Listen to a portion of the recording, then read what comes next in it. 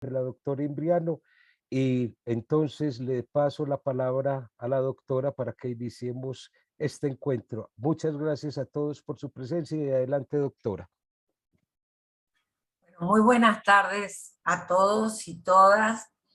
Es realmente un gusto poder estar un sábado a la tarde con ustedes. Yo les propongo una actividad tranquila, fuera de tensiones, fuera de formalidades. Recién comentaba con la secretaria de Logos que bueno, que no voy a proyectar un Power, porque con el Power pasa una de las cuestiones que es efecto de la globalización. Al final uno queda obediente del Power, ¿no? Que uno tiene que estarle haciendo caso al Power. Bueno, esta figurita y esta otra figurita, y tengo que leer esto y dije, no, sábado a la tarde, algo mucho más descontraído, relajado.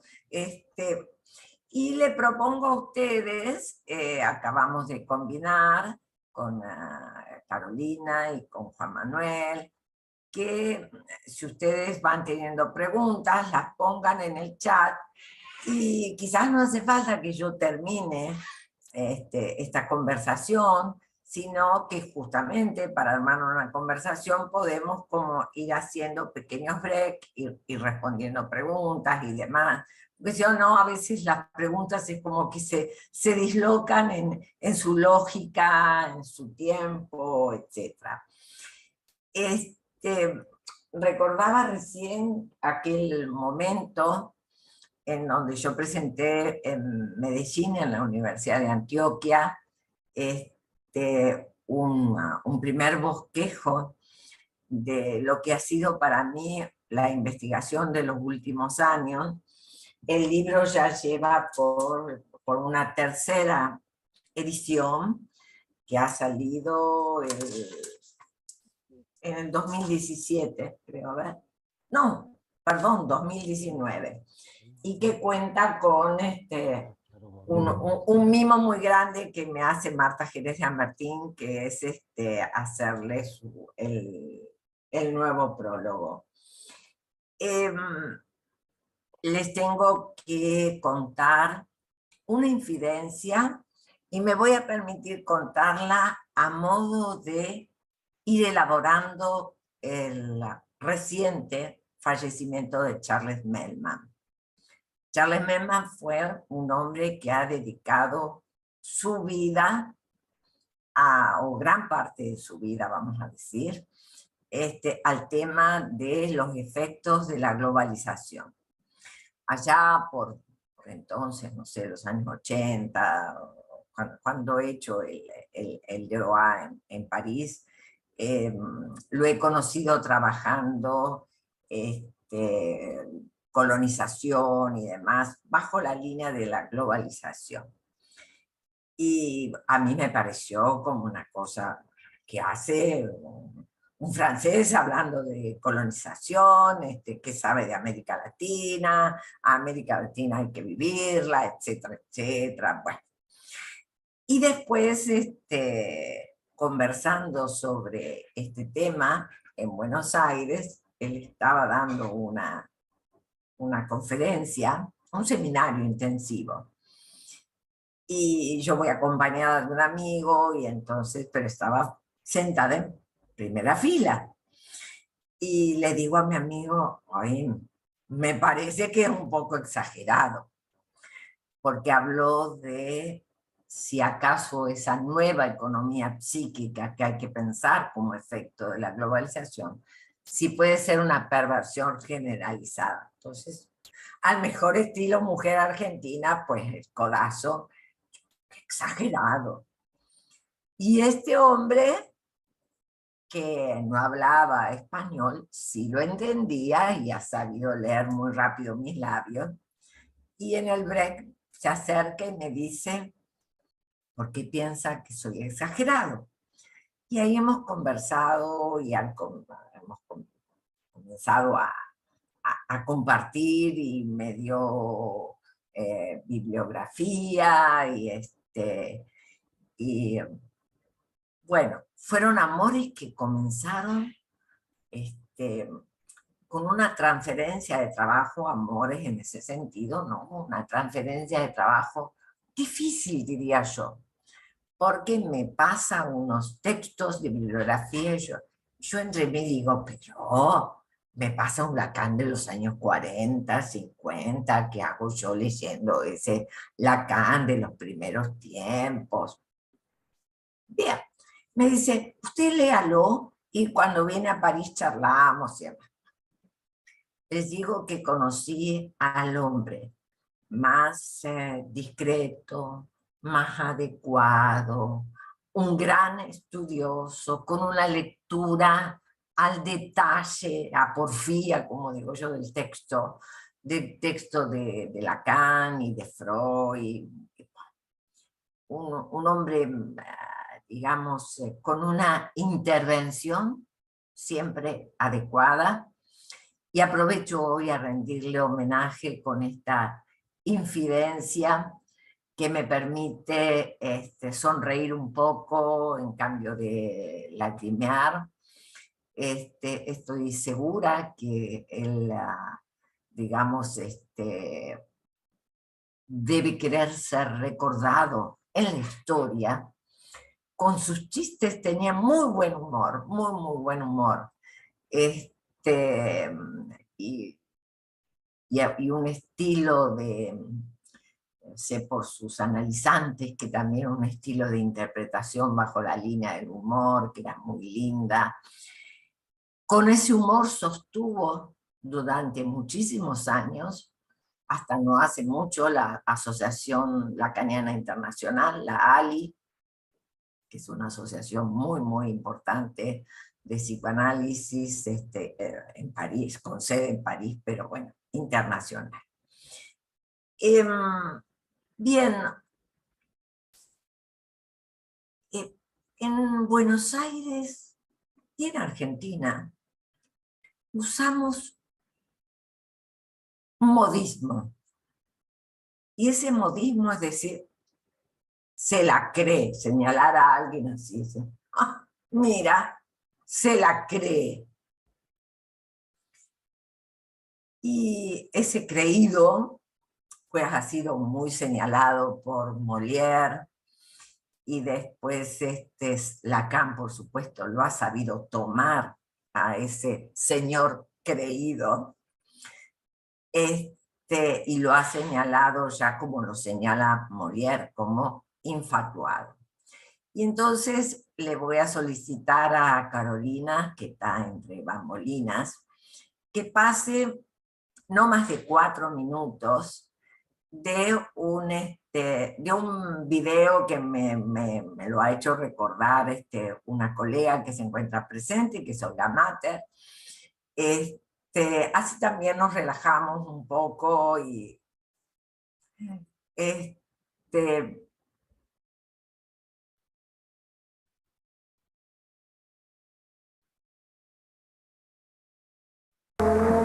Señor secretario, yo considero que si la señorita Miss Belleza de mi país se casara con el señor Narciso Bello, formarían la pareja más bonita del mundo.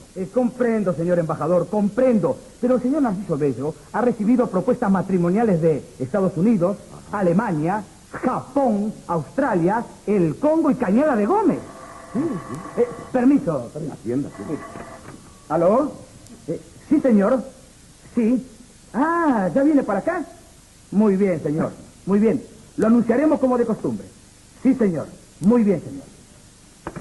El señor Narciso Bello viene para acá.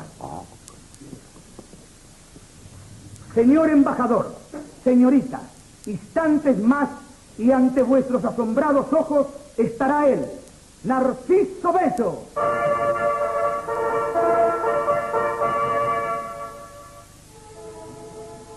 El hombre más lindo del mundo.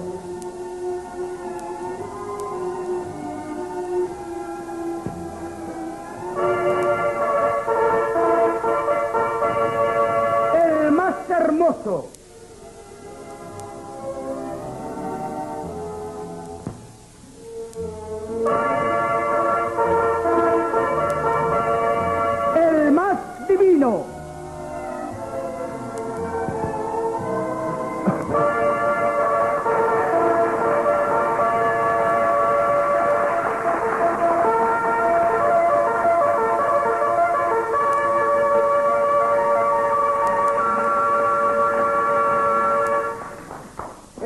recorrido el mundo buscando algo que asombrara a mis ojos y fue al revés.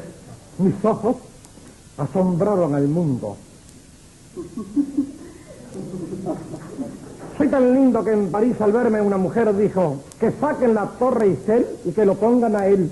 Señor embajador, señorita, tengo el orgullo de presentarles al señor Narciso Bello. Señor Narciso Bello, el señor es el embajador de los países del norte. Mucho gusto, muchísimo gusto. Gracias, no es para tanto, no. Sí que lo es, porque yo hablo del gusto que siente usted al conocerme a mí. Con permiso.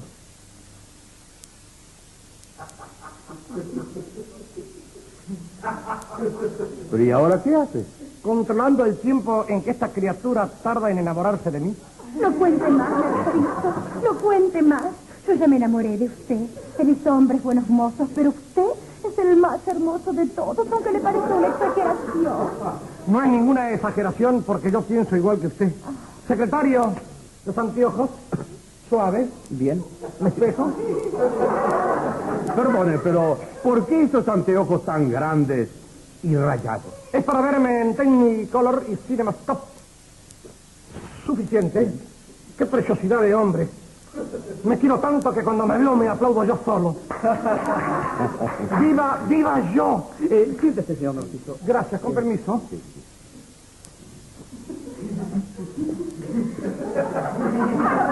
Señor Narciso, el señor embajador de los países del norte viene a hacerle una propuesta de matrimonio. Sí, nosotros hemos pensado que si usted se casa con nuestra Miss Belleza, formarán una pareja ideal. Ideal para ella, que me lleva a mí, que soy un regalo para los ojos. Narciso, Dígame. sálvame. Yo lo tengo todo, pero vivo sumida en la oscuridad.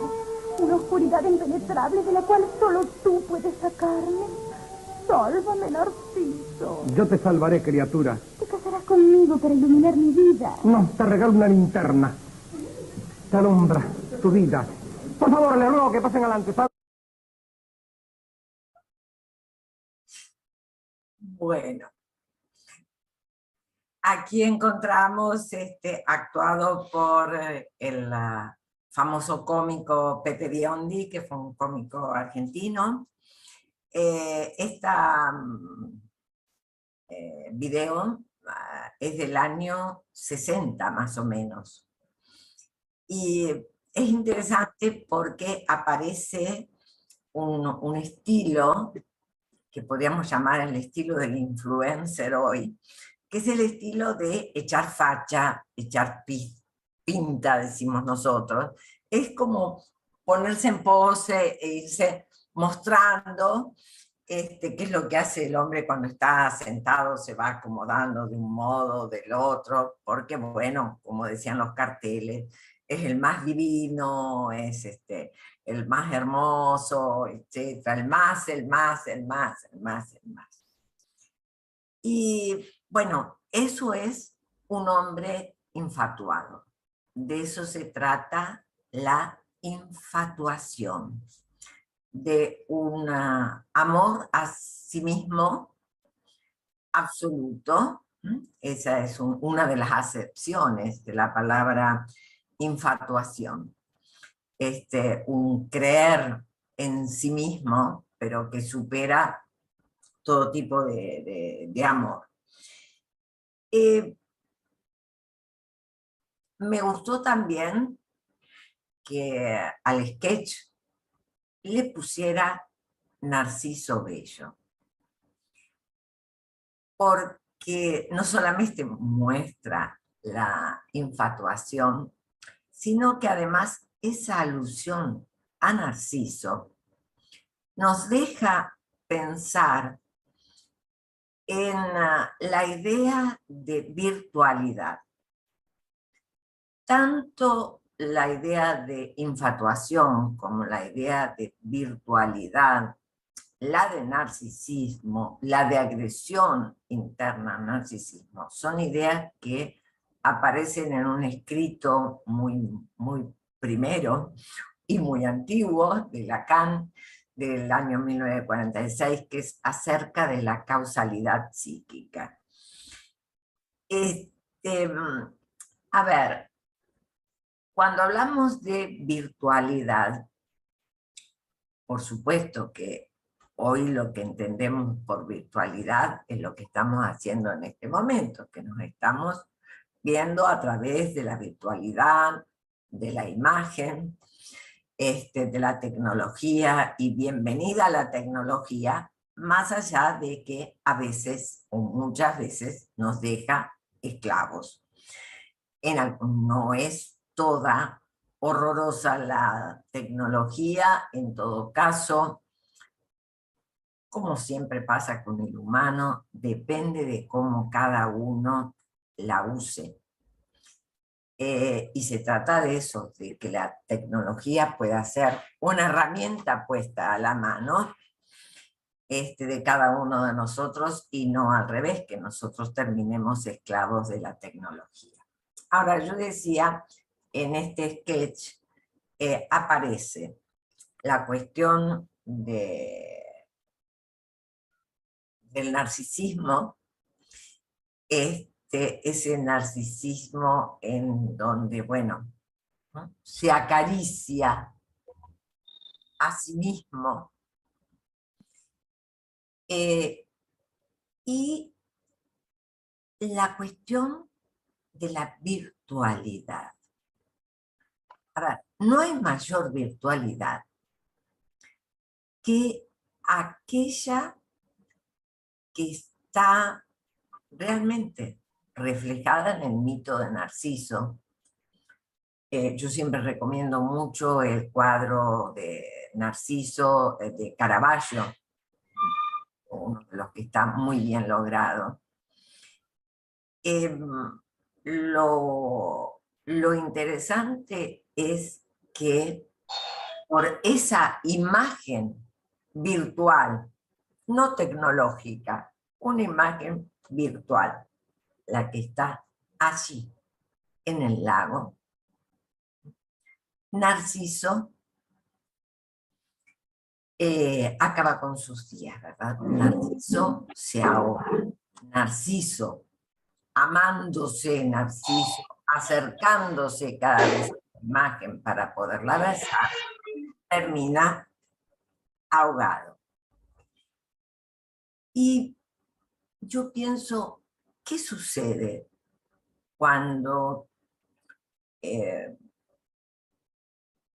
alguien publica una imagen en las redes sociales y la vuelve a ver una vez para ver cómo salió?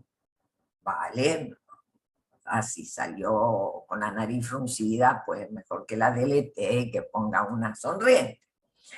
Pero si salió sonriente, bueno, comprueba, salió sonriente, listo. Y en general, las personas tienden a verla una vez, verla 2 veces, verla 3 veces, ver cuántas personas están mirando esa imagen. No le alcanzan la cantidad de personas, busca más personas que miren esa imagen. Todo eso es virtualidad. Una virtualidad que constituye el aparato psíquico, como bien nos muestran Freud y Lacan en el estadio del espejo, que es donde ustedes lo tienen muy claro. Pero pasa algo. Lacan en el estadio del espejo nos dice que esa virtualidad está enmarcada en una matriz simbólica, que es la matriz del lenguaje. Y lo que pareciera, ahí lo tienen a Narciso Bello, es que esa imagen no está enmarcada en ninguna cuestión simbólica, a tal punto que él, podríamos decir, ni escucha lo que le proponen, lo que le dicen. el sketch es más largo, pero más o menos se repite, es el embajador de tal país y de tal otro, y de tal otro, cada vez embajadores más importantes que le ofrecen sus hijas para casarse, etc. Y él no escucha ninguna propuesta. Lo único que hace es ver su imagen reflejada en sí mismo, ¿no? Y Lacan lo que va a decir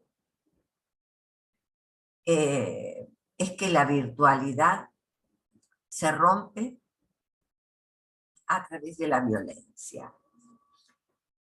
Por un lado, estaría tentada de discutirle a Lacan, pero no, ¿cómo que a través de la violencia? Señores, la historia del mito de Narciso, tomada por Freud, retomada por el psicoanálisis en general, pero después por Lacan, bueno, la historia termina en una autoagresión. Fue una línea en donde la autoagresión fue aumentando y termina en el efecto violento de darse muerte a sí mismo. Ahora, ¿qué sucede hoy cuando, digamos, hay algo? ¿Qué sucede hoy con esa virtualidad? ¿Qué sucede hoy cuando hay algo que contraría lo que esa virtualidad pretende?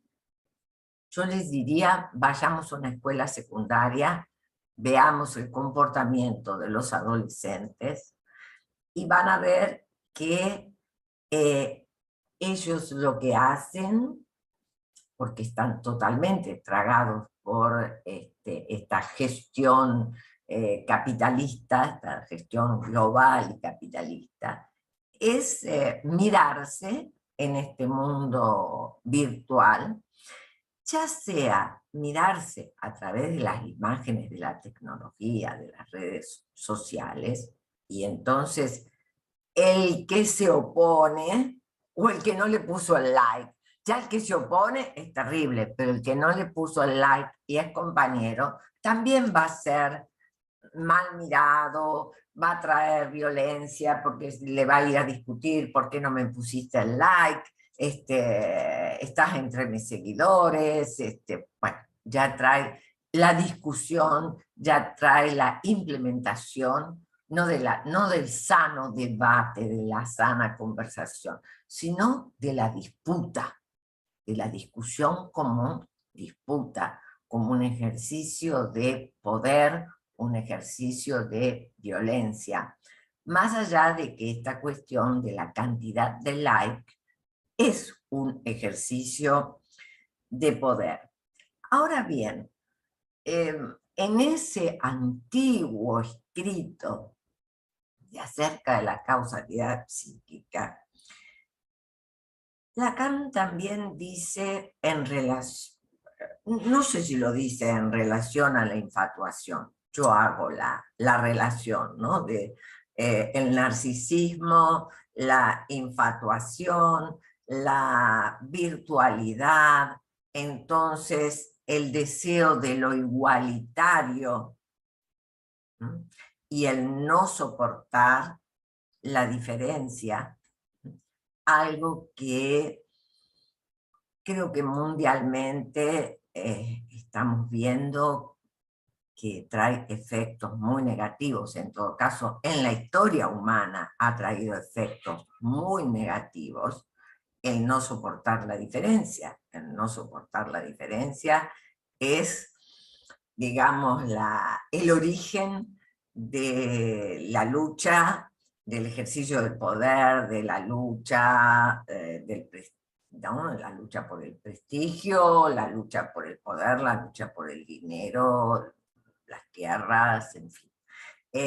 Las guerras están siempre en relación a esta lucha por lograr lo igualitario, pero un igualitario particular.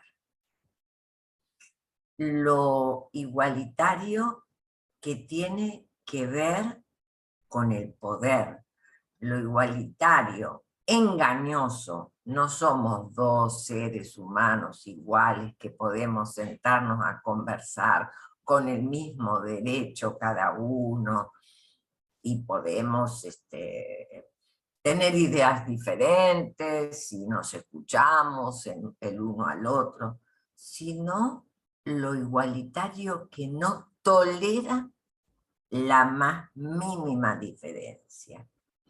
Y creo que allí está en juego algo que también Lacan menciona en este escrito, que es la pasión por la unicidad, la pasión por ser el uno. Está muy lejos, ¿no? La teoría del hay del uno y demás es de la última década de Lacan. Aquí él habla en forma muy sencilla la pasión por la unicidad, porque haya un uno que subsume todas las diferencias. Hay allí una ilusión narcisística de cada sujeto en cuestión, y digamos que a esta altura del partido, y más allá de toda teorización, el mundo nos viene a mostrar que de esta cuestión genera violencia, genera agresión, ya sea, vamos a mirar para Europa y vamos a decir, bueno, ya sea la guerra de Rusia respecto de ganar Ucrania, etc.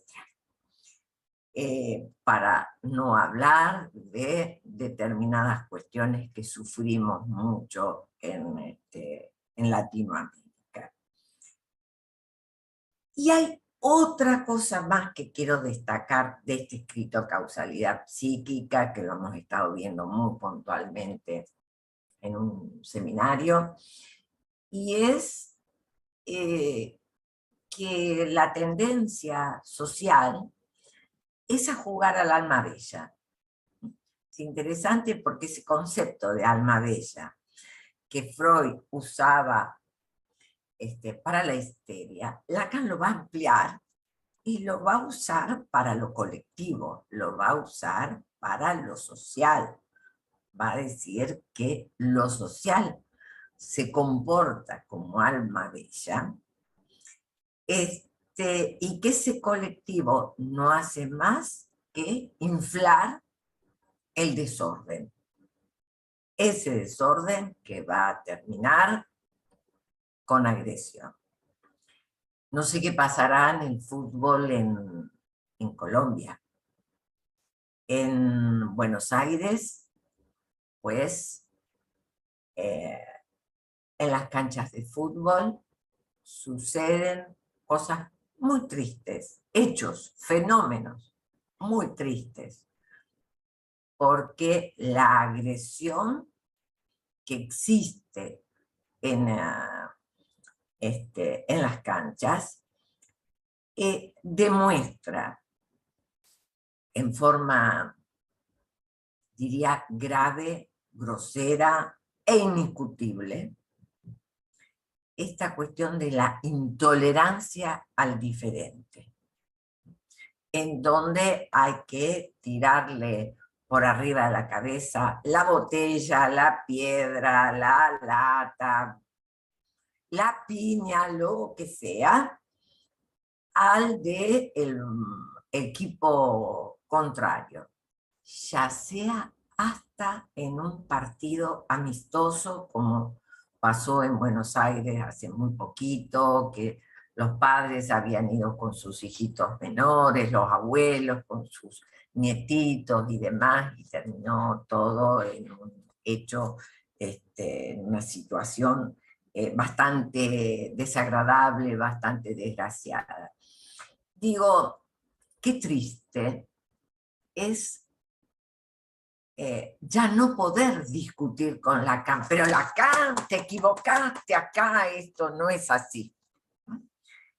Qué triste, qué genio, por un lado reconozco y digo, qué genio Lacan, que en el año 46 ya pudo tener la idea de lo que iba a pasar en la sociedad como consecuencia de esa inflación narcisística colectiva.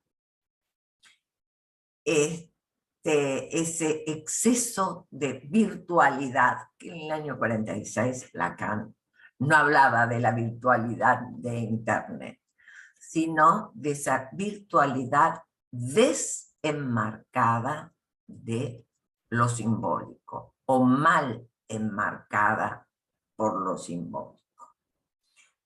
De allí, si quieren, podemos pensar en otros textos, como tener en cuenta el texto de la familia. Todos en algún momento hemos pensado románticamente sobre el texto de la familia, y decía, ¡ay, qué bien! Ahí habló de la función del padre, de la función de la madre, de la integración de la familia, etcétera, etcétera. Pero hay que saber leer el texto entre líneas. La gran preocupación de Lacan, ya lo había dicho en el mismo año, en otro texto, y era justamente las evidencias que él tomaba de la desintegración de la familia. Desintegración de la familia que no le preocupaba bajo efectos morales, como quien diría, sino que le preocupaba bajo los efectos subjetivos. Porque lo que él toma como un hecho, un fenómeno observable, ya para los años 50, en un texto que se llama, conocido como Psicoanálisis y Criminología, Introducción de las funciones teóricas del psicoanálisis a la criminología, texto del año 50, es que la pérdida o caducidad de la función paterna va a traer efectos nocivos para el sujeto y para la sociedad. No se refería a si un padre o una madre buenos o malos, no, sino si a un padre y una madre, si un adulto se hacía cargo de la incomodidad de acompañar a un niño transmitiéndole modos de acotar la pulsión. Yo sostengo la hipótesis de que sí existe una soledad que tiene el sujeto contemporáneo. La máxima soledad que puede tener el sujeto contemporáneo es encontrarse absolutamente solo para arreglársela con la pulsión. ¿Se acuerdan ustedes? Freud mismo lo nombró los destinos de la pulsión. Freud los nombra como los mecanismos de defensa del yo. Bien, así como la función del padre en tanto aquel que limita la pulsión, en tanto aquel que en Occidente dice no al incesto, no al parricidio, bien, en tanto esa función decae, también en la configuración psíquica, en la estructuración psíquica, decae, se debilita, no sé si decir no funciona, entre comillas vamos a decirlo, el mecanismo de represión. Y si el mecanismo de represión queda caduco, pues el psiquismo tiene mecanismos más originarios. La vuelta contra sí mismo, el trastorno a lo contrario. ¿Y qué es lo que vemos hoy en nuestra clínica? La clínica individual, la clínica social. Lo que vemos es algo que demuestra esta hipótesis, ¿no? Lo que vemos son una serie, si yo tengo que hablar de síntomas contemporáneos, pues voy a hablar del predominio del trastorno de lo contrario, el predominio de la vuelta contra sí mismo, como mecanismos intrapsíquicos, del costo, la caducidad o digamos, las fallas, no sé cómo llamarle, de la represión. Situación esta, la de las fallas de la represión, que tienen que ver con la falta de metáfora. A ver, voy a dar un ejemplo para mostrar cómo lo pienso.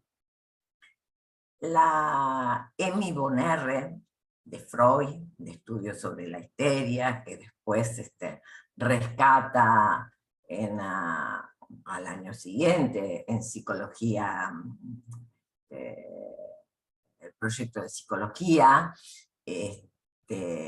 como Emma o la Proton-Pseudos, y allí él habla de, primero, un tiempo lógico, ¿verdad? Las escenas. Implementa un tiempo lógico que es el de la precu, pero más allá de eso, esas escenas son un juego de metáfora, en donde la escena 2 sustituye a la escena 1 y posibilita un síntoma.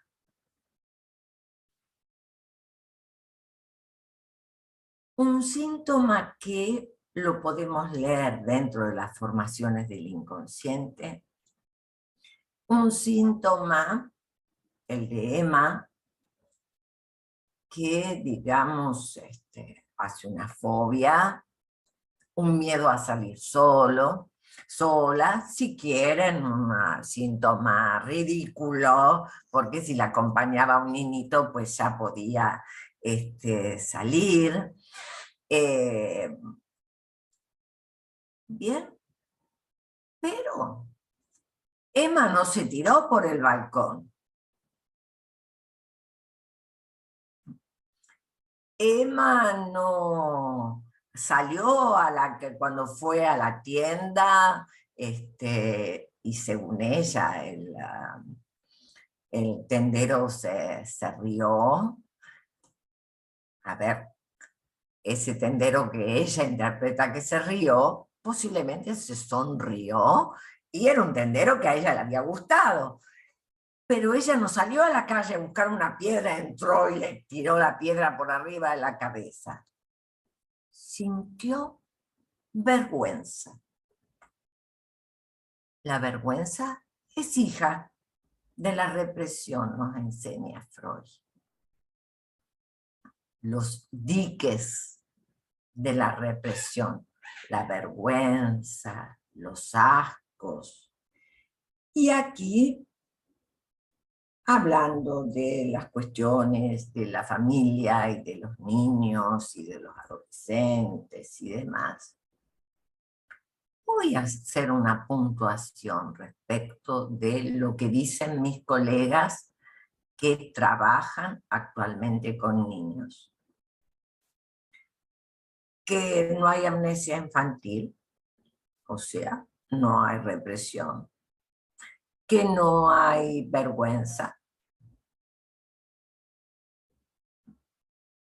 que no hay ascos, o sea, aquello que Freud habló como los diques morales, que eran ese fenómeno que indicaban que la represión se había inscrito como mecanismo que colabora con la función yoica respecto de la pulsión, poniéndole freno.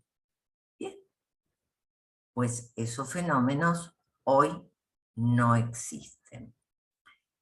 También en el texto de Freud encontramos una y mil genialidades, entre ellas una genialidad para el año 1905, el año de uno de los escándalos freudianos, ¿verdad? Yo creo que el primer escándalo freudiano fue pensar un tiempo, un psiquismo en relación a una temporalidad distinta a la que pensaban los filósofos, ¿verdad? No la temporalidad sincrónica, sino otro tipo de temporalidad. Ese ya fue el escándalo de 1894, 1895, etcétera, etcétera. Me parece que más allá de lo que dijo de las histéricas, para los científicos, para los estudiosos, el escándalo fue cambiar la noción de tiempo y hablar de un inconsciente atemporal. Pero en 1905, más allá de hablar de la sexualidad infantil, que él mismo dice, pero ¿cómo me vienen a negar sobre la sexualidad infantil si ponen en las escuelas, andan poniendo a preceptores, diríamos hoy, bueno, poniendo quien cuide de los niños por su curiosidad sexual, etcétera, etcétera? Pero a mí me parece que algo muy fuerte que dice ese texto en Metamorfosis de la pubertad es que si algo interrumpe el periodo de latencia, va a, él dice, a resquebrajar las condiciones de la represión, de la inscripción de la represión. Y ese sujeto va a tener problemas para la sublimación, con lo cual va a tener problemas para sí mismo y también para la sociedad.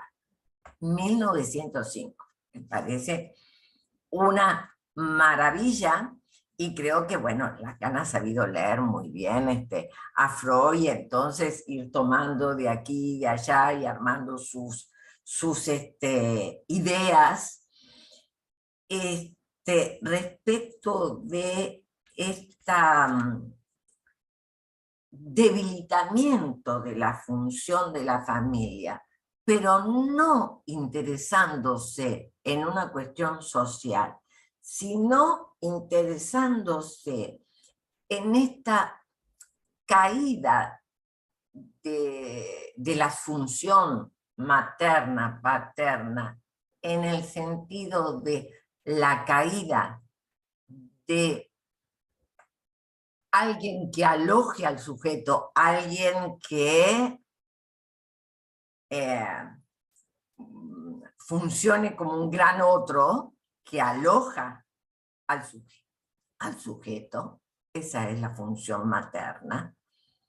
Después, bueno, se podrá hablar de estrago materno, pero señor, ese primer paso de la función materna, en donde un sujeto se inscribe en el campo del otro, es importante, porque si no, no hay sujeto. Si no, es un sujeto informulado, como diría Lacan, tema que he discutido muchísimo qué quiere decir, pero bueno, un trozo de carne también, dice Lacan, ¿verdad? Es necesario el baño del lenguaje que le da ese vientre del gran otro, que le da el tesoro del significante, para que emerja allí un sujeto. función materna. También es necesaria una función paterna, no solamente para que fenoménicamente le diga a la madre, correte. No, a ver, si los 3 tiempos del Edipo son lógicos, pues en cada caso se verá. Pero sí lo importante es esa lógica implementada por el padre que posibilita un mecanismo cíclico llamado de separación. Hay un mecanismo psíquico de alienación y hay un mecanismo psíquico de separación. ¿Y por qué me estoy refiriendo a esto? Que no quiero entrar en lo que yo llamo comillas, la metapsicología lacaniana. Seminario 11, 2 capítulos dedicados a eso, cada uno lo puede leer. No, yo me refiero a esto porque considero que estamos en la época no solamente de los llamados, los síntomas contemporáneos, las patologías del acto, las patologías de la alienación, de una alienación a la imagen. No es una alienación a lo simbólico, es una alienación al índice, a la imagen. A ver, creo que si hay algo que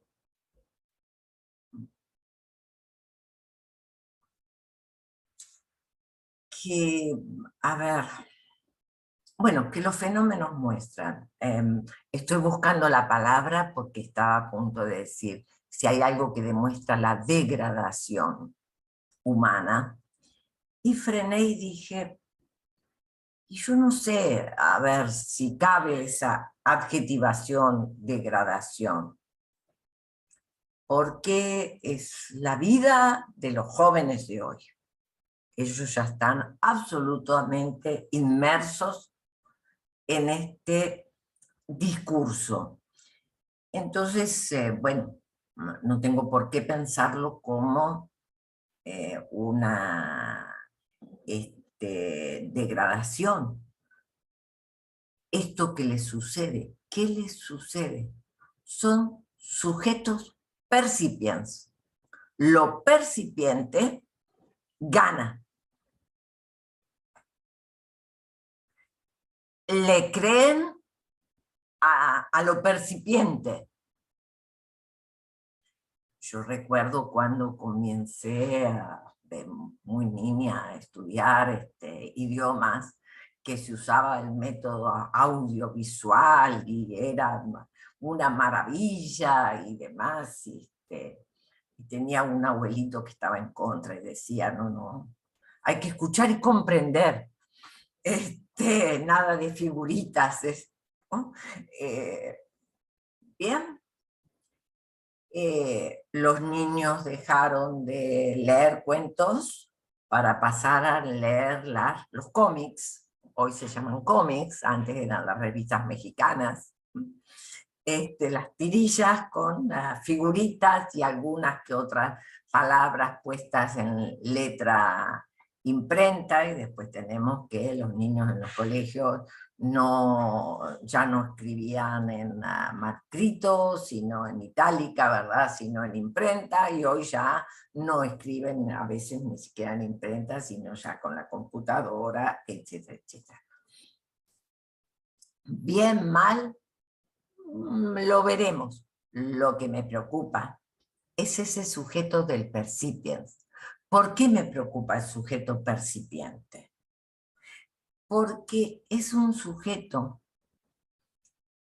que, a ver, está más allá del sujeto del capitalismo. Por eso a veces tomo el término neocapitalismo, neoliberalismo. El sujeto del capitalismo es el sujeto de la fetichización del objeto. Pero el sujeto actual sufre de una doble fetichización.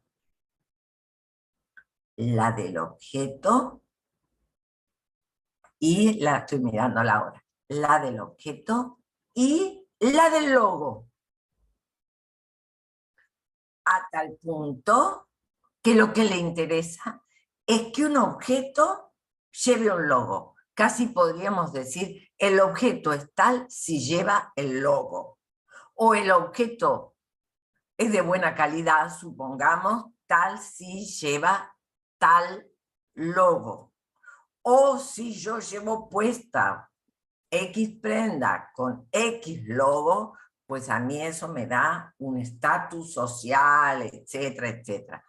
Temas vistos por Lacan en los efectos subjetivos, pero a nivel social, político y demás son los temas, por ejemplo, de Hannah Arendt, en La condición humana, Hannah Arendt en el libro de totalitarismo, etcétera, etcétera.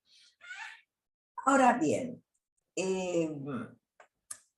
creo entonces que hay que poder, para estudiar estos temas, hay que estudiar sociología, hay que estudiar política, pero después discriminar lo que es la sociología, lo que es la política, de lo que es el efecto subjetivo. Ese efecto subjetivo de el hombre percipiens es el fenómeno de la increencia. Y es entonces el efecto subjetivo de aquel que no sabe en qué mundo está alojado. Pareciera socialmente absolutamente alojado, claro, si está continuamente saliendo por las redes, etcétera, etcétera, y 1 millón de personas lo miran, pues pareciera estar absolutamente alojado.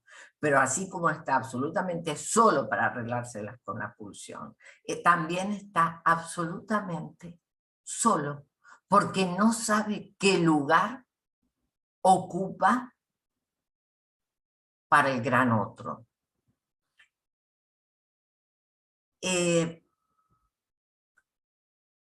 Algo que tiene como efecto,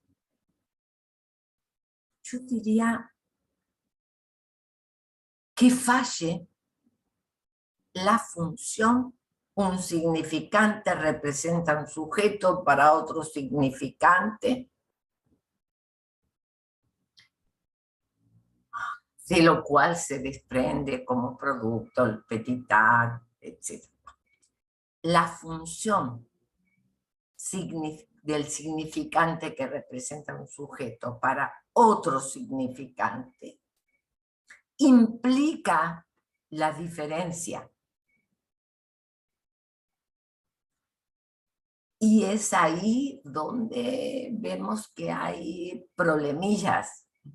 Justamente en uno de los seminarios que he dado por allá por Colombia, La tanatopolítica y su poder, es un libro que anda por Colombia, que trabajo estos temas, pues yo ahí postulo, voy trabajando esta cuestión de un ejemplo que da Lacan en Instancia de la Letra respecto de los hermanos en el tren. Y justamente lo que hay que saber leer es el final del ejemplo, en donde, no sé si es la hermana o el hermano, bueno, uno a otro le dice, imbécil. Y Lacan dice, ¿cómo corresponde? ¿Por qué Lacan dice, cómo corresponde? Señor, ¿cómo corresponde? Porque los dos han visto algo diferente. Entonces se han dicho, pero se han dicho, imbécil. No se han tirado con un sillón del tren por arriba de la cabeza. Nadie ha bajado del tren pegando el portazo, como quien diría. Idiota, imbécil, una palabra agresiva. Palabra, no fue un sopapo, fue una palabra. Me parece un ejemplo muy sencillo, pero muy interesante, porque Lacan, cuando habla de que un significante representa un sujeto para otro significante, él lo que dice es el ejemplo que sirve para poder ver bien la función significante a la cual yo me refiero. Después, otro tema que me parece que es interesante para debatir hoy es la cuestión de la mutación del discurso. ¿Qué implica? Y el efecto subjetivo, pues bueno, la clínica nos lo muestra y creo que venimos demasiado tranquilos en estudiar esta clínica y entiendo que, bueno, los psicoanalistas que tenemos algunos años, acá mi amigo Juan Manuel Uribe, no porque tenga muchos años, sino porque hace muchos años que está en el psicoanálisis, creo que tiene que, lo felicito que haya formado logos psicoanalíticos para abrir un espacio de transmisión, un espacio en donde cada uno vaya transmitiendo algo de su clínica, porque entiendo que la clínica hoy tiene que pensar cuestiones que ya están a la vista. ¿Por qué? Porque es muy fácil decir, ay, el discurso capitalista presenta la mutación del lado izquierdo de la fórmula, bla, bla, bla, bla, bla, bla. Les puedo mandar un montón de dibujitos, mamarrachitos, como digo yo, todo bárbaro. Ok, pero ¿qué implica? Implica como efecto subjetivo la increencia. ¿Por qué, señor?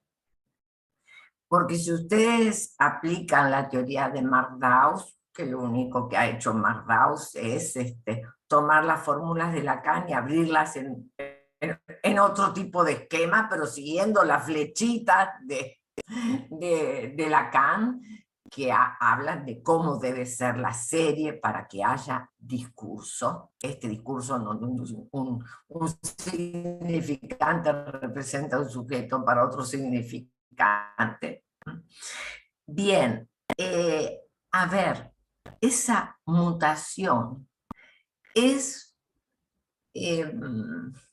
la mutación de la verdad. Es el agente manipulando la verdad. Una vez, dos veces, tres veces, continuamente, las veces que quiera, a beneficio propio, digamos, al beneficio del ejercicio de su poder. Y entonces es que ese agente manipula la verdad. Y hoy sale el eslogan, no sé, este celular tendrá menos de un año, o un año, para el Día de la Madre del año pasado. El Día de la Madre en Argentina se festeja en octubre, tercera semana de octubre. Bien, hace un año era el último de los últimos de los últimos. Pues ahora salió otro no sé cuánto, que se dobla y se vuelve a hacer chiquito, como era el Star Trek de aquellos tiempos, de hace 30 años atrás, se vuelve a hacer más pequeño, se divide por la mitad, y no sé cuántas funciones más tiene. Entonces, como hace un año, la verdad era que este era el último, que era lo más, el máximo, el mejor, el que más aplicaciones podía tener. Resulta que a los pocos meses, y no les digo si vivimos en un país como el que vivo yo actualmente, que tiene sus problemas en cuanto a los valores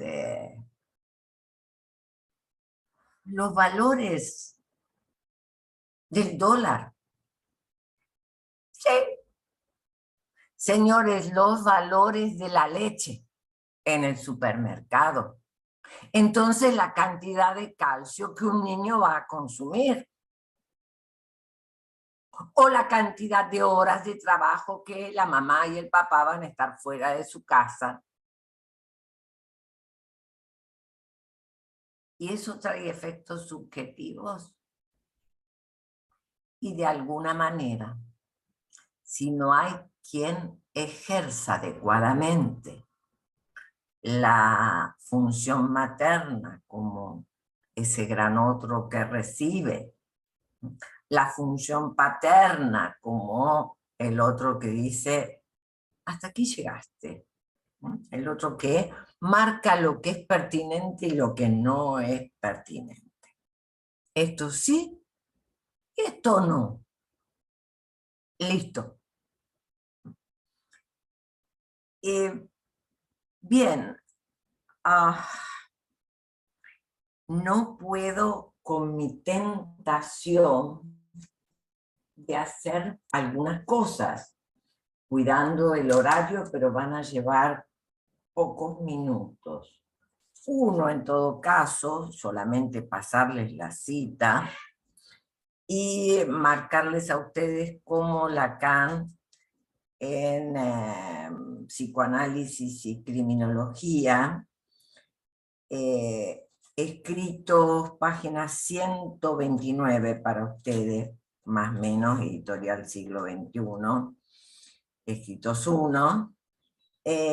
Allí Lacan va a hablar de la falta de responsabilidad de los políticos, de los políticos que están en el Parlamento, pero que llegaron al Parlamento por el voto de cada uno.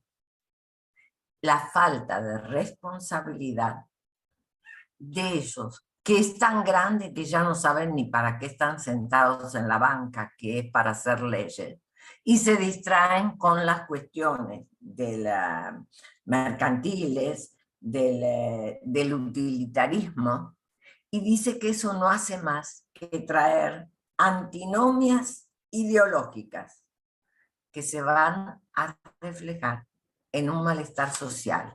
Clic, clic, clic, página siguiente, va a hablar de la agresión en psicoanálisis.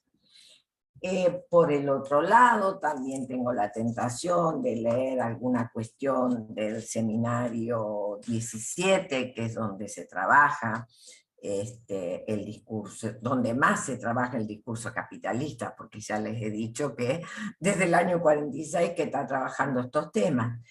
Pero la cuestión de la mutación del discurso capitalista la van a encontrar ustedes en, por ejemplo, la página 181 del seminario 17, versión PAI 2.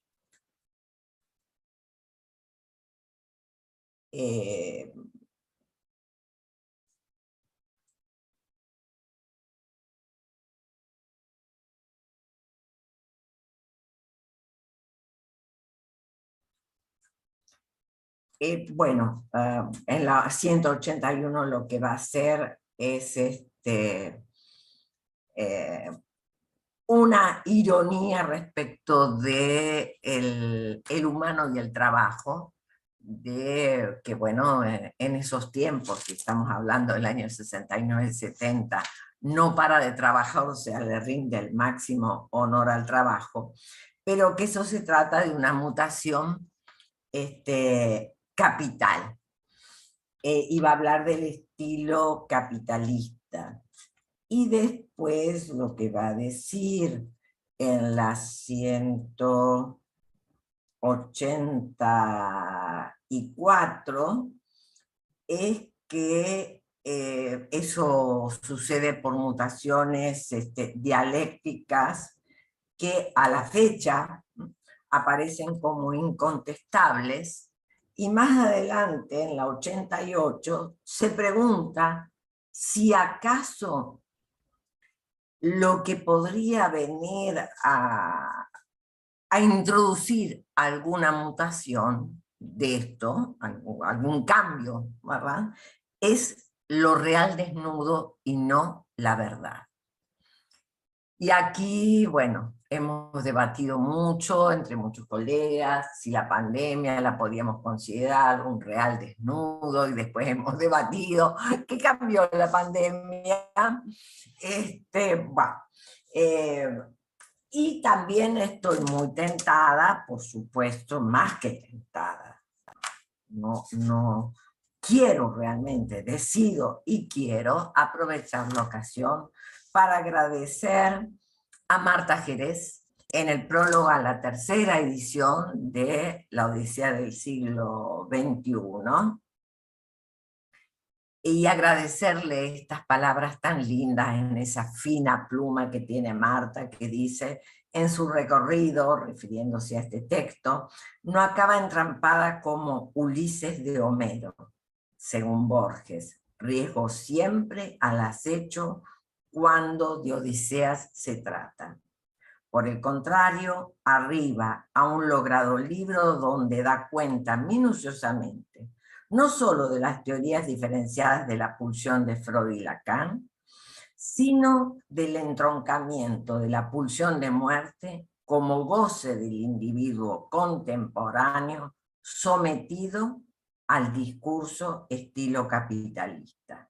Más aún, no vacila en poner en duda si el discurso estilo capitalista, estilo entre comillas, tiene estructura de discurso. Concluye que no lo tiene.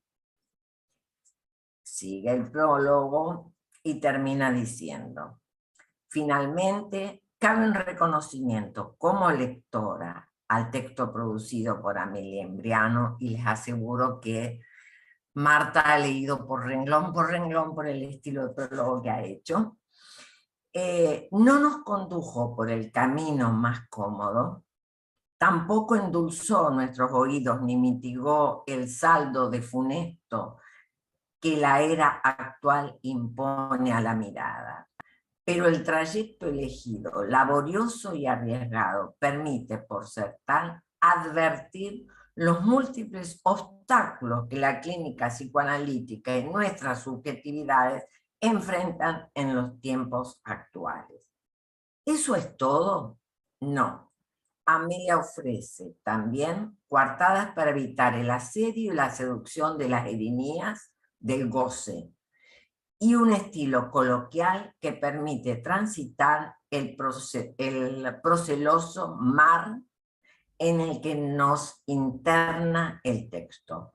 Ardua y más que meritoria tarea. Me emociona este texto de Marta. Compatibilizar lo espinoso con lo accesible. Yo invito a todos mis colegas que acompañemos a nuestros colegas más jóvenes a eso espinoso que tenemos que hacer accesible, para preguntarnos qué es la neurosis infantil hoy, un concepto central de la clínica psicoanalítica. Bueno, ¿cómo pensamos a partir de la clínica actual, niños, adultos, ¿no? ¿Cómo pensamos el concepto, la idea de neurosis infantil? ¿Cómo pensamos la latencia? ¿Sigue existiendo el periodo de latencia? ¿Es necesario el periodo de latencia? El periodo de latencia siempre implicó que algo seguía latiendo y que algo frenaba para que ese latir no desbordara. Bien. ¿Cómo trabajar en la clínica para reinstalar la metáfora? Para que esa agresividad que es intrínseca al humano, intrínseca a la relación con el otro, no termine en un crudo mato o muero. Yo considero bueno, que es nuestra función poder acompañarnos y acompañar a los más jóvenes. Porque quizás los de mi edad, todavía, como le digo yo a algún colega, por favor, derivame una bella histérica freudiana. Se ríe Juan Manuel, pero es así. Pero que si Dios me deja vivir unos años más, capaz que esa bella histérica freudiana pues no llegue nunca a mi consultorio. Porque hoy, aquel que viene en la demanda de asistencia, las más de las veces, no es ni el hombre de las ratas, ni la belladora, sino que es alguien que dice, no puedo parar de hacer esto y me estoy haciendo mucho daño. Bien, yo diría, son 5:20, conversamos. Yo no quiero hablar más sola, así que vamos. Conversemos entre todos, que va a estar más lindo. Primero que todo, Amelia, muchísimas gracias. Y entonces, haciendo eco de tu invitación, hacemos extensiva, y no sé si Carolina está por allí, si podemos abrir el micrófono para las preguntas. Eh, si es así, pues entonces nuevamente invitamos a que presentemos nuestras preguntas, inquietudes o comentarios a la exposición de la doctora Amelia. Tengo por el momento, Amelia, una pregunta de una colega de aquí, de Medellín y del Logos, que dice lo siguiente: ¿cómo pensar los efectos subjetivos en un niño con dos padres o dos madres? ¿Mm? Sí, la Y me acabo de dice, leer. perfecto. Y entonces dicen que también pueden abrir el micrófono para que podamos hacer la cosa un tanto más ágil y no tenga que pasar por mi lectura. Así que adelante.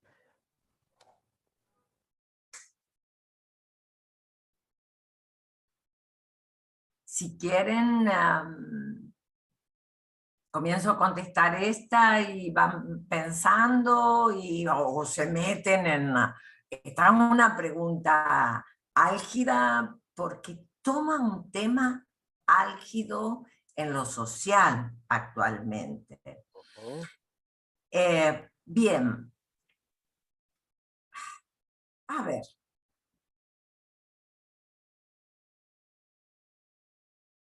Por un lado, yo diría hablar de dos padres, dos madres, hablar de matrimonios igualitarios, o sea, es hijo de dos señoras, ¿no? O es hija de dos señores, vamos a decir. O la pareja se ha separado, se ha vuelto a casar y el niño va y viene de una casa a la otra, como se usa ahora, la tenencia compartida, y entonces le dice mamá a una, mamá a la otra, papá a uno, papá al otro, porque así en algunos lugares se usa, se estila. Bien, múltiples combinatorias sociales. ¿Esas combinatorias sociales son nuevas? Yo les diría, sí, bajo esta fórmula? Sí. Pero miren, cuando yo iba al colegio, no se usaba en aquel entonces ir al colegio todo el día, por diferentes razones de mi historia. Pues yo me quedaba con un grupito de niñas, no era la única, en el colegio hasta las 5 de la tarde. Se le llamaba medio pupilo. Bien, o sea que era un colegio de monjas, o sea que ahí había muchas madres y había que obedecer a todas esas madres. Porque si no venía el castigo. Bien, pero llegaba a mi casa, si era verano, todavía era de día, podía salir a la puerta, y si no, llegaba el fin de semana y salía a la puerta. Y mi mamá decía a fulanita, que era mi vecina de enfrente, le obedeces como a mí. Y fulanita y menganita y todas las de la cuadra hacían de mamás de todos los niños de la cuadra, y entre las madres iban turnando quién entraba, quién salía a hacer sus cosas en la casa. Pero todas cumplían una función respecto de los niños de la cuadra. Distintos modos, distintas épocas. Cuando, en todo caso, a ver, el efecto, vamos a poner las cosas en su lugar, el efecto subjetivo que ha permitido hasta hace un tiempo la neurosis infantil, la instalación de la represión, la instalación de los diques, el freno a la pulsión, etcétera, etcétera, es un efecto que es hijo de una función paterna, que, como dice Lacan cuando trabaja en el seminario 4 a Hans, Juanito, dice, bueno, bien, el señor que dice no a la madre en algún momento tiene que tener bigote y anteojos, o sea, tiene que estar encarnado por alguien. El tema es que hay efectos subjetivos, en este sentido que digo yo, de la conformación de la neurosis infantil, cuando ese no es demasiado amplio y es con una sola voz, no importa cuántos lo digan. No al incesto, no al parricidio. Nadie va a decir no te acuestes con tu madre o con tu padre, no mates a tu madre, no mates a tu padre, no mates a... pero hay equivalentes, hay formas equivalentes. Y lo importante es que no sean distintas voces, como les decía yo del ejemplo de los celulares, para poner un ejemplo, sino que la ley que se transmita sea la misma.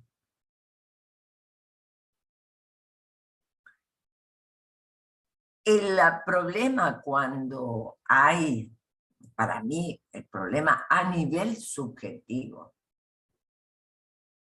de dos madres, dos padres, no está en la cantidad, sino está en la transmisión de la ley.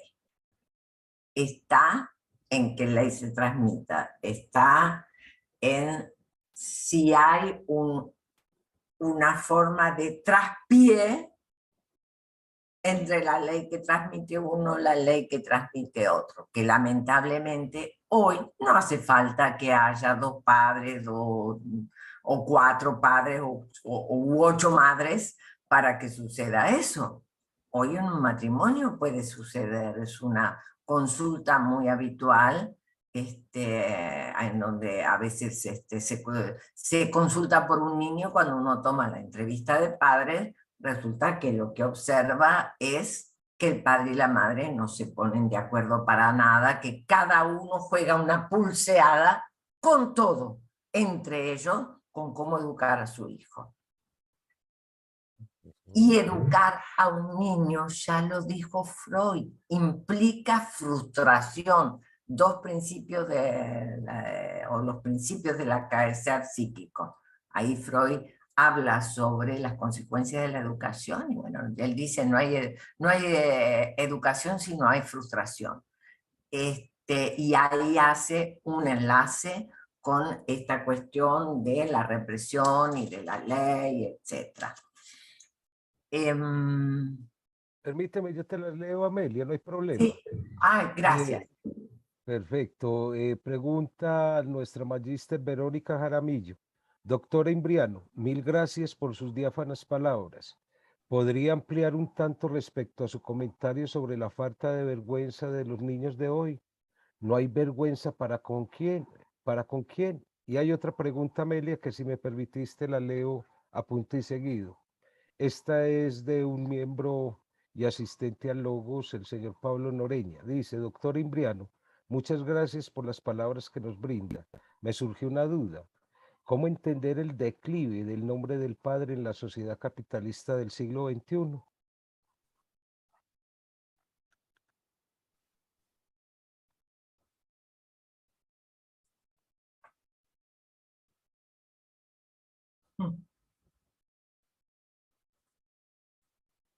Bien.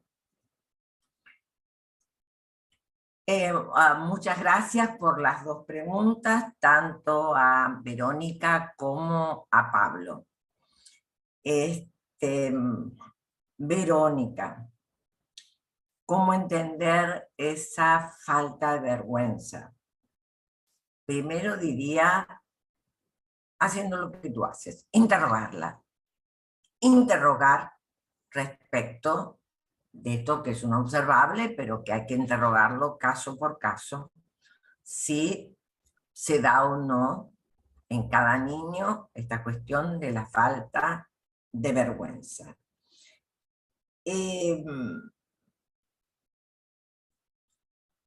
No hay vergüenza para con quién. A ver,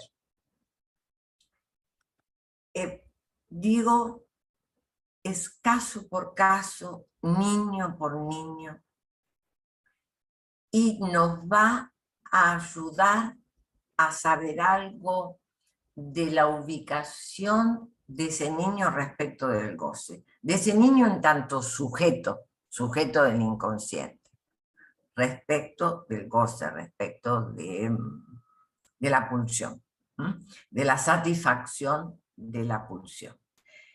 En tanto que, digamos, me gusta esta pregunta, esta segunda pregunta que tú realizas. Falta de vergüenza, ¿para con quién? Parece muy interesante. Muy interesante porque quizás no se refiera a una vergüenza en relación a lo sexual. Yo he tenido la suerte, con todo lo que implica de algunas dificultades sociales y demás, por diferencias de códigos, de vivir una época en Europa. Y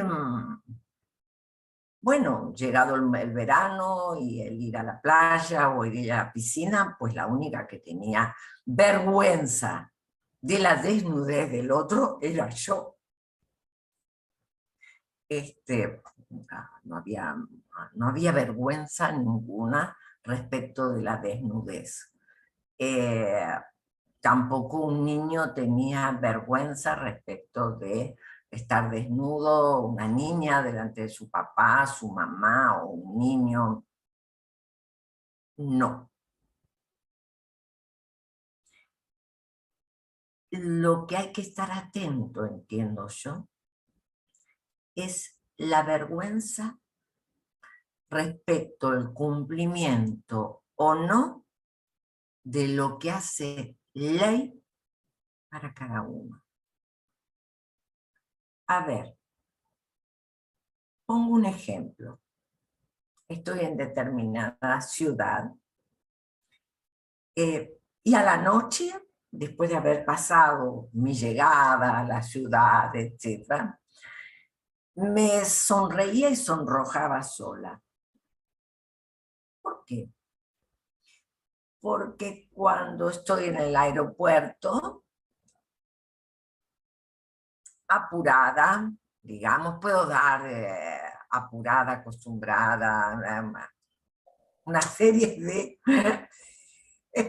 de mentiras para tapar el hecho.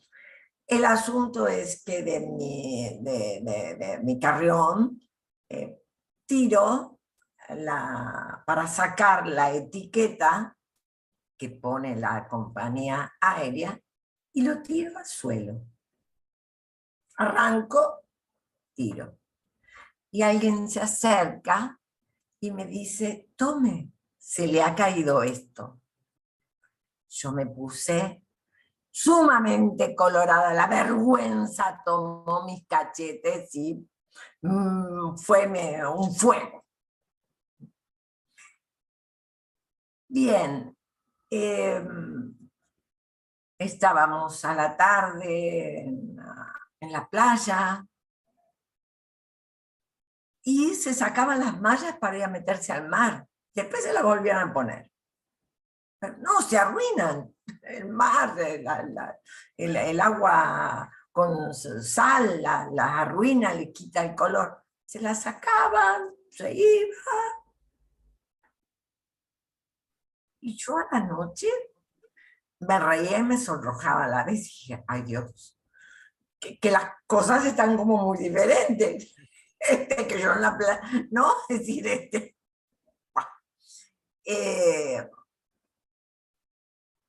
bien, lo importante es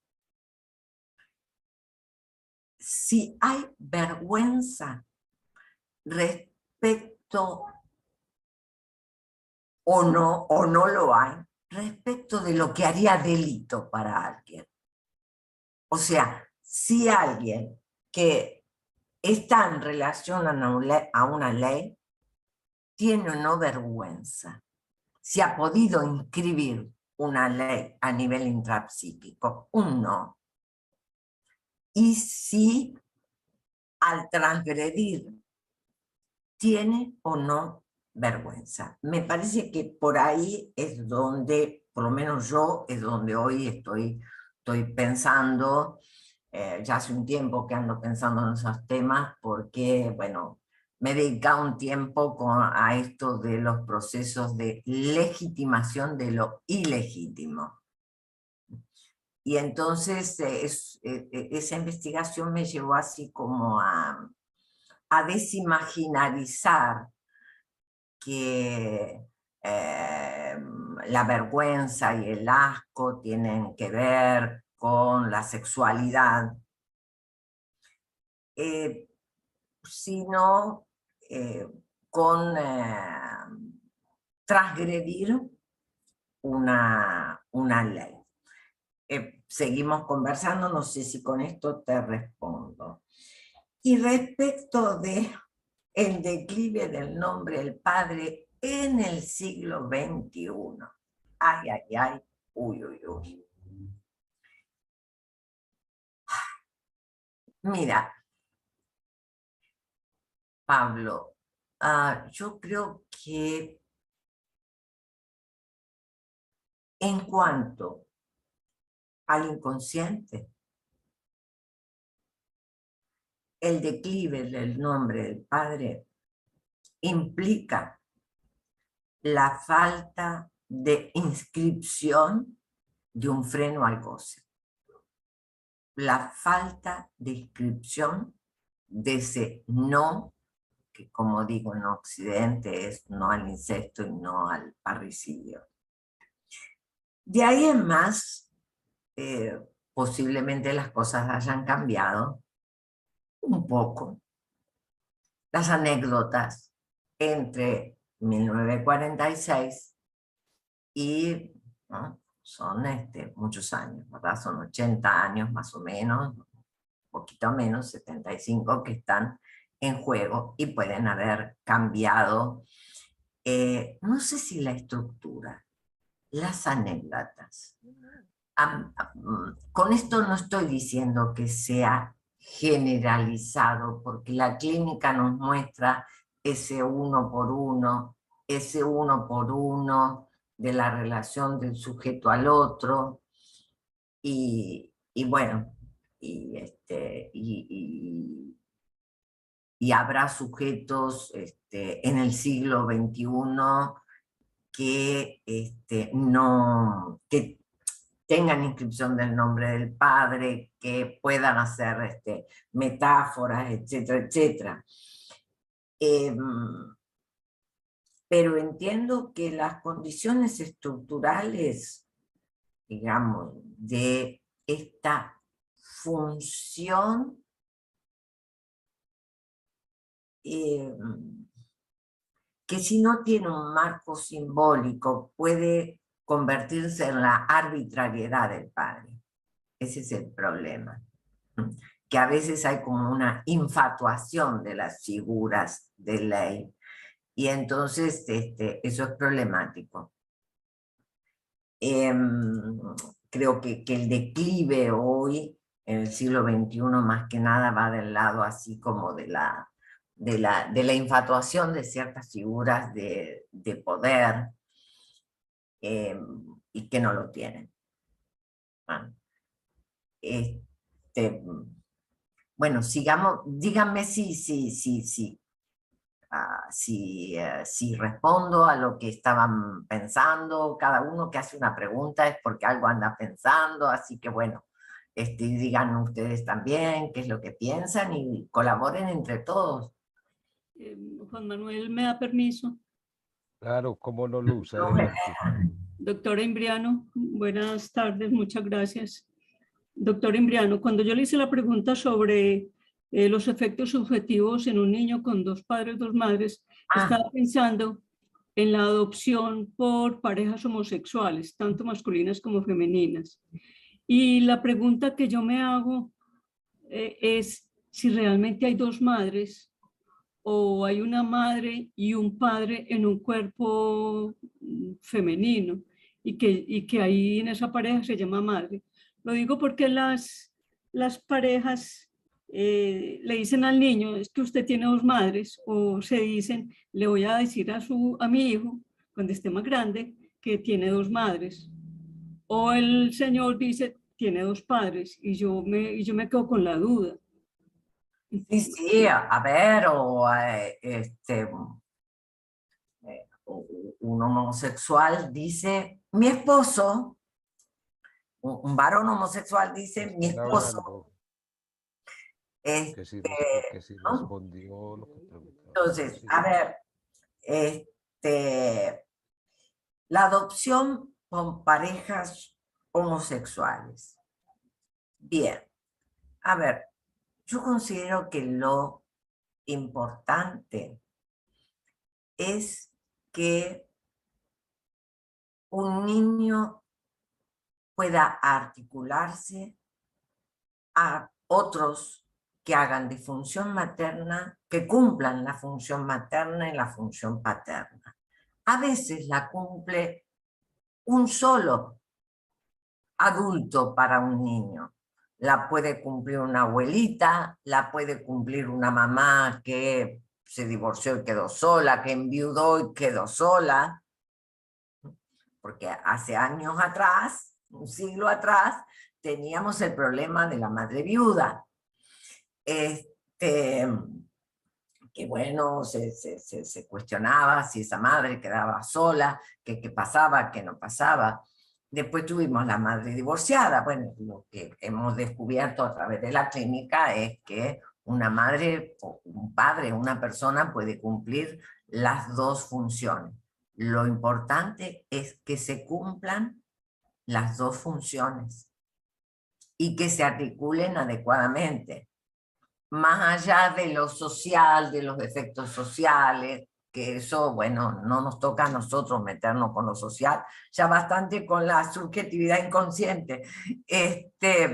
Más allá de lo social, qué es lo que va a pasar, creo que digamos, el andar de lo social no lo vamos a poder ni cambiar, ni frenar, ni nada por el estilo.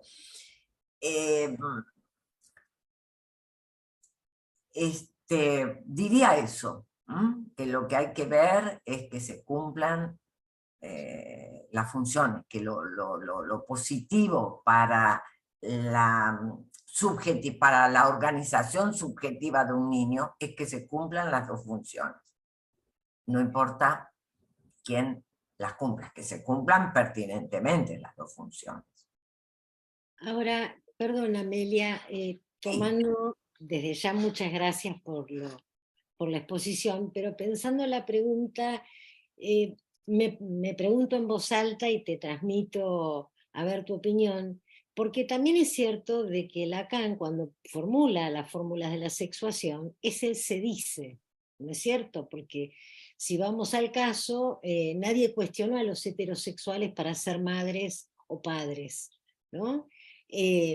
Digo en esta cuestión de la función fallida, y si de algún modo no es un aspecto seductor y engañoso también del discurso capitalista, esto de hacer creer que se puede tener el hijo de ojos celestes, de cuántos padres, madres, o sea, bueno. que no forma parte también, ¿no? de algún modo de este discurso, ¿no? De obturar por medio de la fabricación de objetos, cuestiones fantasmáticas, y donde cada uno podría fabricarse una historia que quiera, ¿no? Con los hijos que quiera, ¿no? Claro. Si no, no entra también por ahí. Gracias. A ver, muchísimas gracias, Olga, por tu participación, que me lleva un poco a aclarar más el tema. Vamos a la última década de Lacan, que bueno, no me estaba metiendo para no implicar en cuestiones teóricas complicadas para un sábado a la tarde, pero lo que yo diría es que las fórmulas de la sexuación muestran dos lógicas. Para todo X, phi de X, para todo X vale tal cosa, X valor, este valor vale para todo. Y la otra lógica que dice, al menos hay un X en que este valor está puesto aparte, en que esto no tiene valor, no toma existencia de valor, que no es nada más que sostener con una fórmula, es una fórmula lógica, es el universal para todo X sostenido desde la excepción al universal. Todo universal se sostiene desde una excepción. Es una lógica interesante. Yo me interrogo mucho esta cuestión de el lado macho y el lado hembra de la fórmula, que aparece traducido así, en otras traducciones aparece el lado hombre, el lado mujer. Me lo cuestiono. Me cuestiono si qué tipo de metáfora quiso o no armar Lacan allí, si es válido hoy hablar en términos de hombre-mujer, así, a veces digo, ay, Lacan inventó tanto neologismo porque no le metió un neologismo ahí, y nos sacaba de ese enredo de hombre-mujer.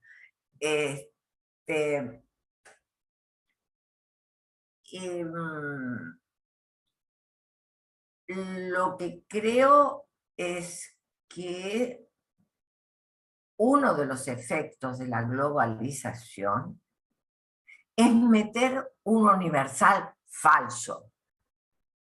Porque me parece que, por lo menos para mí, lo que sirve en mi clínica, más allá de devanarme los sesos con esas fórmulas de la sexuación y los distintos tipos de goce, qué sé yo, lo que en mi clínica me sirve es, ajá, este hombre Lacan me está diciendo de que la fórmula fálica funciona si hay algo que hace de excepción.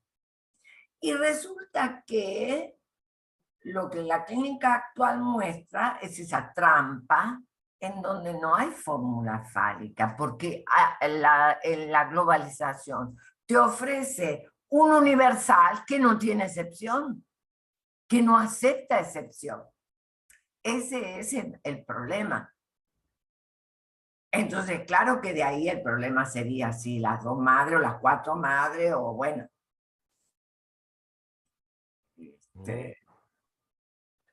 Amelia, siguiendo por la línea que pregunta la doctora Mater, me permito compartir con ustedes y con vos algo que efectivamente no he trabajado en sentido estricto, pero que se me antoja viene como consecuencia directa de estar sumidos en este discurso. Y es que el canto de sirena no quedó simplemente en el mundo griego. Ese canto de sirena hoy día se pone de manifiesto por todas partes, llamémoslo detrás del cautiverio pregnante de la imagen, pero hay algo que no sé, siempre me queda rondando en el orden del objeto. Sabemos que los objetos de Freud a Lacan y por século seculorum no son especularizables.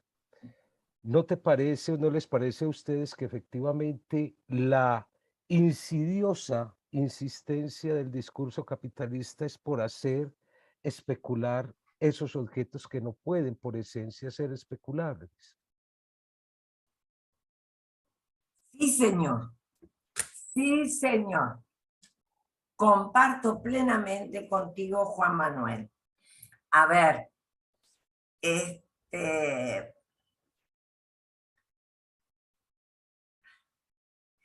el sketch que vimos de entrada,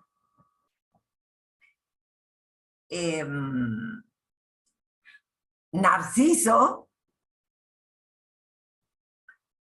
se acaricia, toma la mano de la otra, pero se acaricia a sí mismo.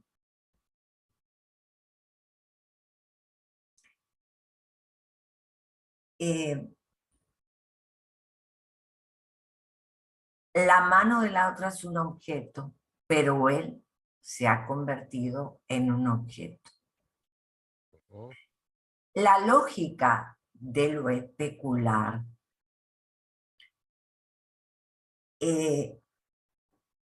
que llamamos a veces la lógica del usufructo, es la lógica de aquel, voy al espejo a peinarme y miro el espejo y digo, ah, no, pero este no quedó bien lacio. Entonces, ay, este quedó diferente, y el flequillo, y no, es decir, tomo la diferencia que la imagen especular me brinda y a partir de allí armo una dialéctica con esa imagen especular. Quiere decir que en esa dialéctica siempre cae un objeto perdido. Hay un objeto que se pierde y por eso, por más que que las mujeres vayamos a la peluquería mejor, a la más linda, a la más de moda, siempre vamos a decir, ay no, pero no salí como yo quería, y más que mujeres, y le hacemos honor a la insatisfacción. Pero el punto es este que tú marcas, Juan Manuel, que considero es un efecto desubjetivante. Es un efecto de borramiento del sujeto. Allí en donde no se produce un objeto como perdido, tampoco hay un sujeto. Lo cual, digamos, hace entendible la falta de metáfora, etcétera, etcétera, hace entendible el deslizamiento metonímico, ¿no? Yo siempre digo que estamos en la lógica de la adición, no de la adicción. Por supuesto que hacemos adicción de lo que sea, pero estamos en la lógica de más uno, más uno, más uno, más uno, más, porque no se produce la pérdida del objeto. ¿Puedo hacer un comentario? Comentario, pregunta. Claro, ¿Qué adelante. tal? ¿Cómo están todos? Sandra Vieira, una Gracias. colega de Buenos Aires. ¿Qué tal? Mucho gusto. Ya que hablaste de algunas cuestiones de Buenos Aires, ¿no? De Argentina, yo te quería preguntar si no coincidís conmigo o no, si algo de esto que estamos hablando del todo es posible, no empieza en Argentina en la década de los 90, posterior a la tan ansiada democracia, ¿no? Y allá en los 90 no se empieza a perfilar algo de esta caída de la función paterna que hace que, por ejemplo, tengamos los adolescentes que tenemos hoy, ¿no? Donde todo es posible, donde todo se tapa un objeto con otro, y este más uno, más uno, más uno que decís vos, no termina en más IVA, ¿no? Como algo agregado que siempre viene a cubrir eso que falta, ¿no?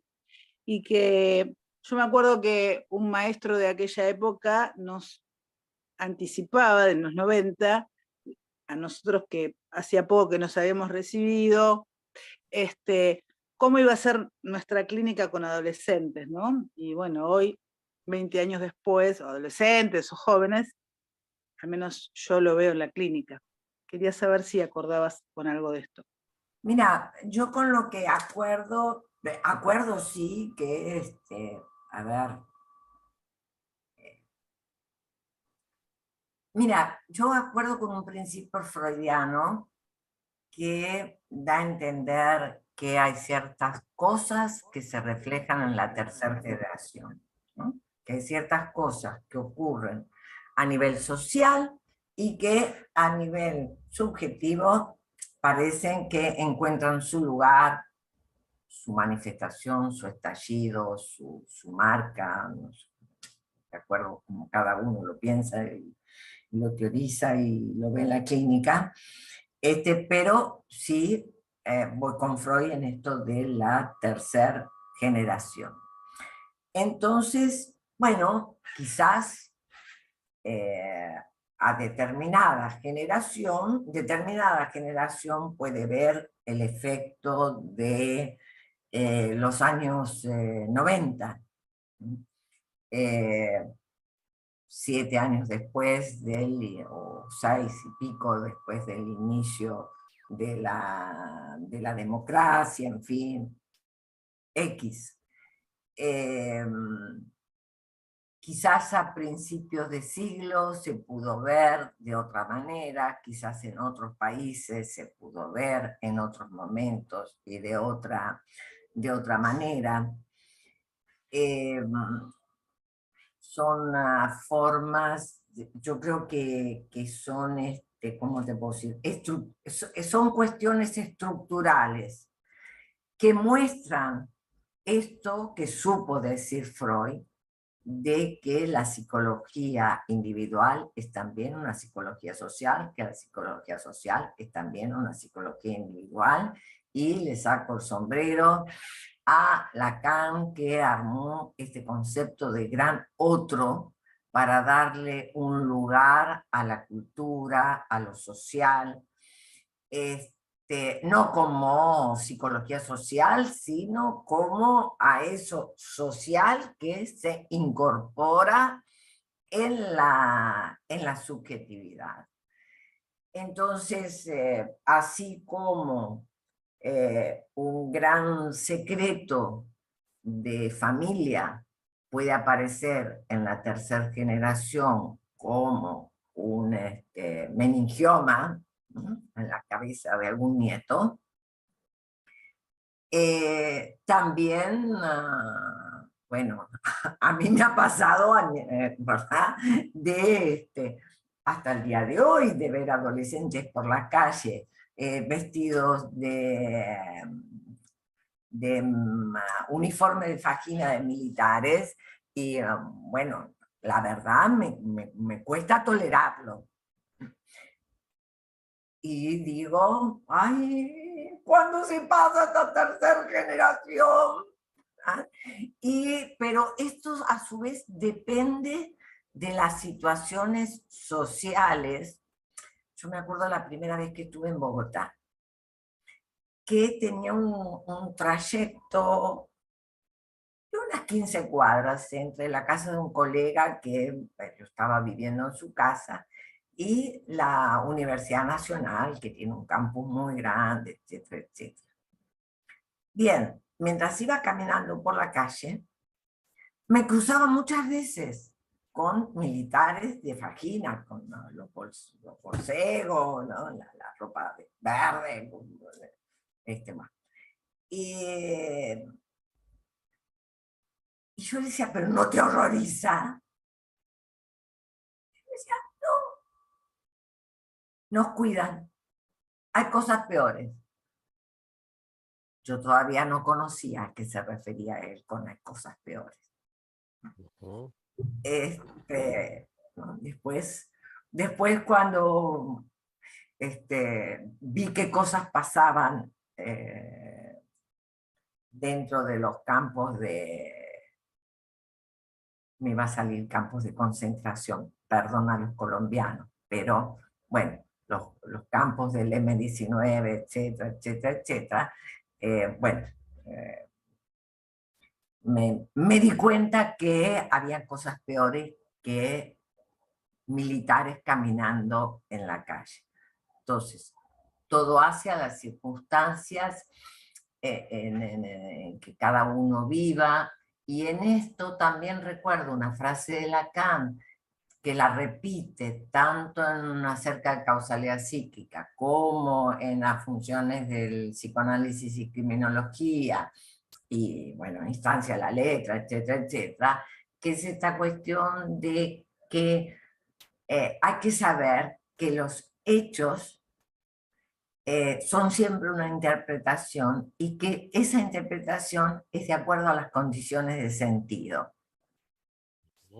de un grupo colectivo o a las condiciones fantasmáticas de cada uno. En lo subjetivo.